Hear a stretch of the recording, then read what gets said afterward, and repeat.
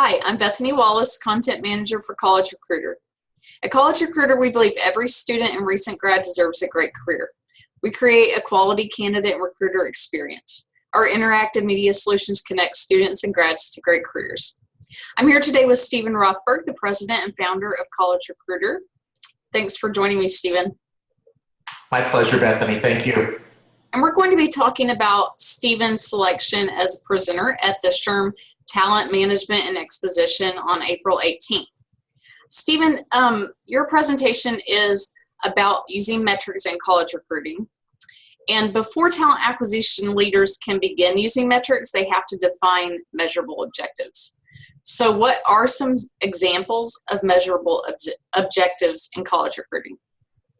Sure. So, I think first of all, I'm going to sort of define what metrics are, data analytics. So, for example, a lot of our employer clients, a lot more now than just even a couple of years ago, and 10 years ago, almost none used any real data or analytics to help them with their workforce planning, to decide whether even just their recruitment advertising has been done efficiently and effectively. So a data point would be something like cost per hire.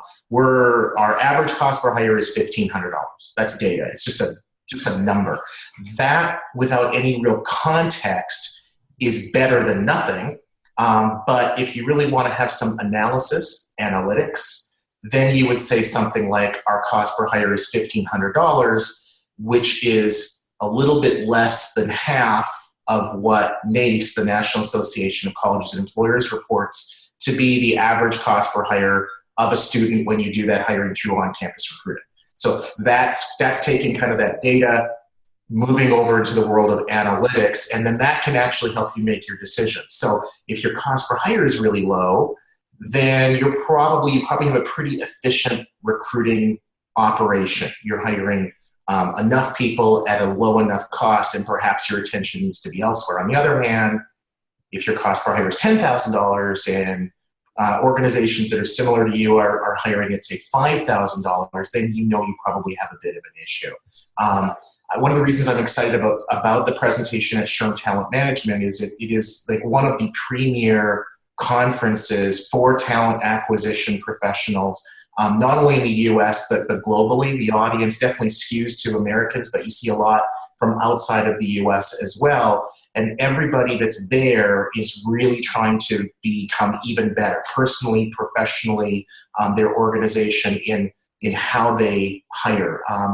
And so a lot of the presentation, I'm going to be diving into the sort of the college portion of that. Recruiting college students is actually somewhat similar to recruiting military, but other than those two worlds, it's very different than almost any other kind of recruiting, because whether it's college or military, you tend to be going kind of campus by campus or military by military base in the old style instead of the 1950s style recruiting. And now with this thing called the internet, you don't really have to have those military by military base or college campus by college campus approach. But it makes it more difficult to understand sort of what your cost per hire is and some other key metrics. So other key metrics that is going to get that seat at the table for the talent acquisition leader would be something that's more strategic. So something like cost per hire, cost per click, how many candidates did we engage with, how many campuses did we go to, how many people did we hire, what our time per hire, all that is about efficiency. And quite frankly, C-level executives, chief executive officers, chief financial officers, chief operating officers, people at that level assume that the employees beneath them are using their resources efficiently. So you're not going to get that seat at the table for doing your job, for just sort of doing what's needed of you. But you will get that seat at the table, become part of the strategic team, if you can help the organization strategically. And that's more about future goals. So workforce planning, for example, let's say you're running a organization that has a bunch of manufacturing plants, and in your region, there just aren't enough people to work on the production line. if you want to expand your facility. So you're starting to look elsewhere. And one thing that you could look at is what factories or plants have been shut down in other areas of the country, so there's a surplus of skilled labor.